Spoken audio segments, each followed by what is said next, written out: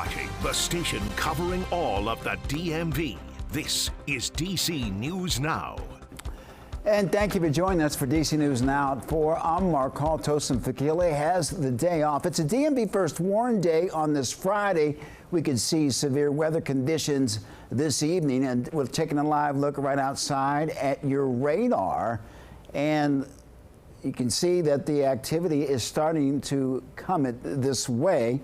Let's head over now to meteorologist Brittany Ward with the first look at our forecast. Brittany, things are quiet right now, but we're expecting things to pick up. Yeah, Mark, taking a look at radar showing you we are starting to see a few of those showers begin to pop up across portions of the area, but a live look closer to home, at least here in Georgetown, we are seeing those dry conditions, cloudy skies as we are taking a live look out towards the National Cathedral, but we are starting to see some showers begin to work their way along the Beltway. So heading home, just make sure you are keeping your eye on the sky. Also be weather aware. Now, radar kind of showing you what's going on right now. We are starting to see a few of those isolated storms begin to pop up. It looks like none of these storms right now have any lightning associated with it, but some of these storms today could be on the stronger to severe side. So keep that in mind. We do have a tornado watch that is in place for the eastern panhandle of West Virginia, parts of the Allegheny Mountains. This is set to expire about 8 p.m. tonight. So again, make sure you are staying weather aware as we head through your Friday evening. We also do have a flood watch that's in place for the entire DMV. This will remain in effect until tomorrow morning because some of these storms have the potential of producing some heavy downpours that could cause for some isolated flash flooding instances across portions of the area. So again, if you see a flooded roadway, turn around, do not drown. Also, Mark, if you hear thunder, to go indoors. So keep it here. We'll have a full breakdown of this forecast and what to expect coming up. Important advice, Brittany. Thank you very much. Developing now in Prince George's County, a man was shot and killed this morning at a shopping plaza in Camp Springs. Police arrived around 10 when they found the man. We told that he had died at the scene. Now, shoppers in the area say that the violence is concerning.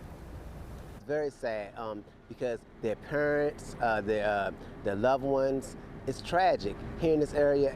I visit here a lot because my grandmother stays right down the street. In fact, I'm coming from her house, and the violence around here has gotten worse, but I haven't seen any incidents such as this that just happened.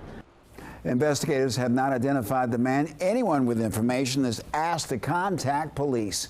Well, an update to a shooting yesterday in D.C. Police are looking for 2 people suspected of shooting and killing a teenage boy near Howard University. Police responded around 3 p.m. to Berry Place in Northwest. They say that a 17-year-old boy was found with gunshot wounds. We were told he died at the hospital. Police described those suspects as 2 juveniles, and anyone with information is asked to contact Metro Police. Silver Spring man to be sentenced in a Montgomery County court. This is 31-year-old Tory Moore. Moore was found guilty of 2 counts of first-degree murder in November of last year.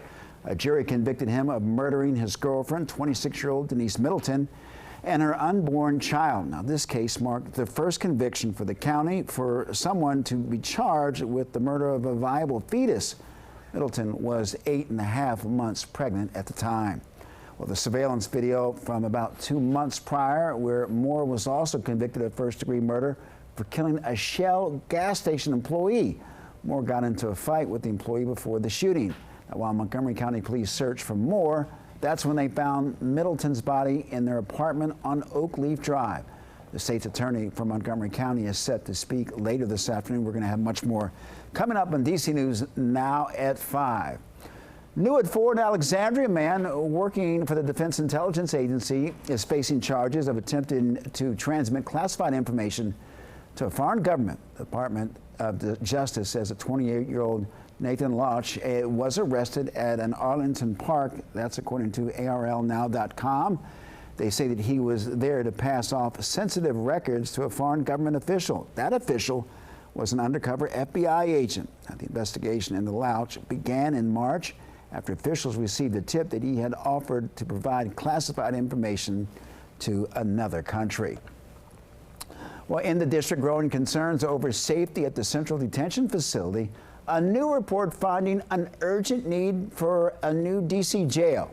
DC News Now's Mariel Carbone reports. Issues at the jail aren't new. In fact, D.C. has been planning to build a new facility for years now, but a new report says the need is more urgent than ever. This is D.C. Pivots on how it plans to fund the project. It's quite urgent that D.C. get a new jail. Inside the walls of D.C. Central Detention Facility, advocates say conditions are deteriorating, unsanitary, and dangerous. There were also hundreds of homemade weapons found during the audit period. Many of these were made from pieces of the jail itself, right, that break off. Tracy Velasquez is policy director with the Council for Court Excellence. The group, along with DC's auditor, releasing this new report. The jail does not have the sort of modern facility that has been shown to be safer. According to the audit done between July 2023 and June 2024, deaths inside DC's jail are 3.5 times higher than the national average. Mold was found in 60% of inspections, and residents would be able to go in and out of their cells. The report coming out just one day after Mayor Muriel Bowser announced plans to remove funding for a new D.C. jail out of the 2026 budget, opting instead to outsource the project. We needed to do something different. According to district officials, the cost to build a new jail skyrocketed from $463 million to $1.4 billion. We're going the route of trying to have a private entity take out the debt, build a building that we occupy and run. The change in direction comes as D.C. plans to invest $1 billion to build a new stadium at RFK, though officials say it's not a trade-off. It's not just not a one in, one out. Velasquez says she wants to see more plans for the project, but hopes a private funding source could speed up the process. That could get everyone out of the central detention facility sooner. The budget is now in the hands of the council members, and on Monday they'll hold a public hearing on all funding and upcoming projects for the Department of Corrections. The first vote on the budget is set for July 14th. Reporting in Southeast, I'm Mariel Carbone, DC News Now. All right, Mariel, thank you. D.C. is certainly feeling the love of Pride Month as it kicks off this weekend. It comes as district leaders are also gearing up for the start of World Pride. D.C.'s Homeland Security and Emergency Management Agency says they're bringing several agencies together to make sure that the event is both fun and safe. And there are plans in place from everything from weather to crowd control. We bring event organizers in really early in the planning process with all of the agencies that contribute to safe and secure events. And we work together to make sure that the event organizer understands what the requirements of the district are and the district agencies are prepared to support. And you can also sign up for real-time public alerts by texting World Pride DC to 888-777. Bars in the district will be allowed to stay open all day and night for two major events in the next month. Several weekends will offer extended hours, and business owners and residents chime in about the change. DC News Now's Ben Dennis. He joins us live from Adams Morgan neighborhood. Ben, plenty of bars there. Some of them will be keeping their lights on late into the night.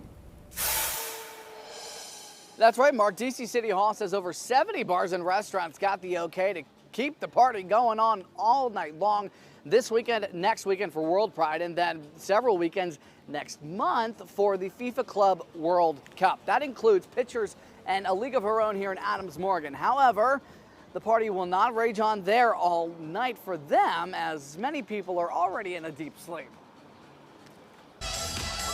From rainbow flags to creating cocktails, World Pride through June 8th is expected to boast a boom in tourism and business too. Bars getting the okay to stay open later. I love the idea. Let's keep people partying, let's keep people happy. It's Pride, we're all excited.